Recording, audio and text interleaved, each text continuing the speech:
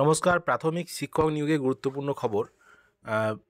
B Ed versus D.El.Ed যে মামলা, যে ক্লারিফিকেশন মামলা দেখতে পাচ্ছেন, Arnab Ghosh versus union of India.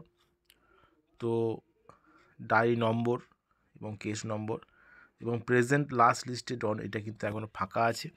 তো কবে কম্পিউটার জেনারেটেড ডেট আছে না 11/1/2024, অর্থাৎ 11ই জানুয়ারি 2024 কিন্তু লিস্টেড হওয়ার সম্ভাবনা আছে।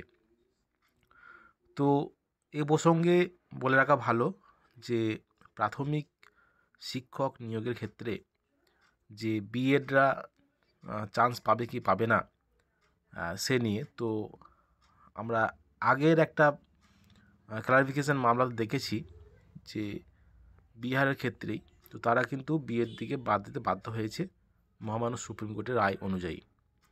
তো সেখানে কিন্তু অনারেবল জাস্টিস বলেই দিয়েছে যে রায় ঘোষণা হয়ে যাওয়ার পর কোনো রকম বিএড প্রার্থীদের প্রাথমিকে অ্যাপয়েন্টমেন্ট দেওয়া যাবে না। তো এক্ষেত্রে কী হবে দেখা যাক যে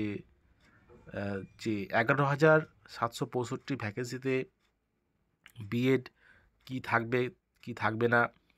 তো এটা কিন্তু এই ক্লারিফিকেশন মামলা তার উপরে কিন্তু নির্ভর করছে। তো সুপ্রিম কোর্টের একটা জাজমেন্ট, সেই জাজমেন্ট বেরিয়ে গেলে সেই জাজমেন্টটা যেটা বলা হয়েছে যে আর মানে নিয়োগের ক্ষেত্রে আর কিন্তু বিএড দিকে প্রাথমিকে নিয়োগ করা যাবে না, কারণ সেটা আইনত বৈধ নয়।